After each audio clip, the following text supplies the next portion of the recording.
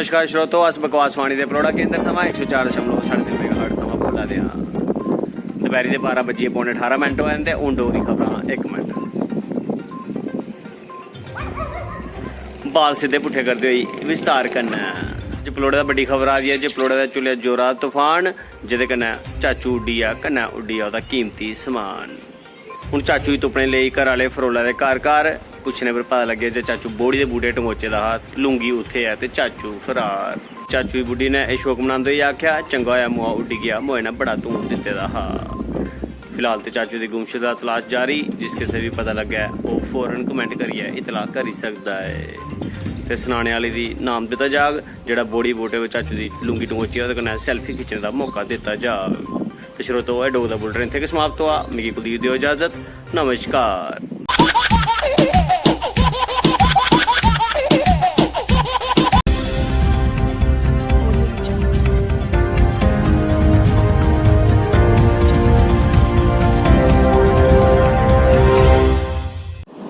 नमस्कार श्रोतो, अस बकवास वाणी के परोड़ा केंद्र थमा 104.3 मेगाहर्ट्ज थमा बोला दे हाँ। सवेरे 11 बजे पौने 14 मिनट होए ते हूँ डोगरी खबरां 1 मिनट।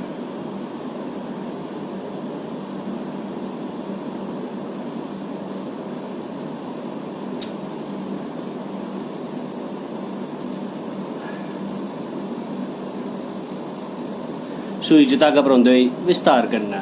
अज पलोड़ा के एक ग्रां च बंदे ने जनानी कसमुन चलांदे होई आख्या जे तुगी पता भी आ मेरा बीपी बद्ध है तो दाली च लून बद्ध की पाया।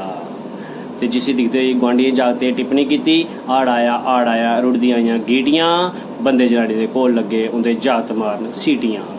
जिसी दिखदे होई ग्रां दे पैंच सरपंच कट्ठे होए ते उनें ये सारा मिलियै फैसला किया जे इंदे घरा लूना दी गुत्थी चुक्की लैती जा।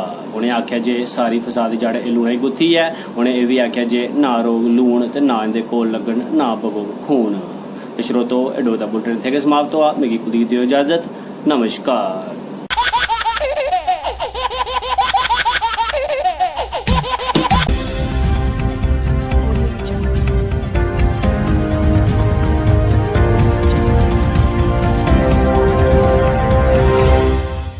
नमस्कार श्रोतो, अस बकवास वाणी के पलोड़ा केंद्र थमा 104.3 मेगाहर्ट्ज थमा बोला रहे हैं। सवेरे दे 10 बजे पौने 10 मिनट होए ते हूँ डोगरी खबरां 1 मिनट।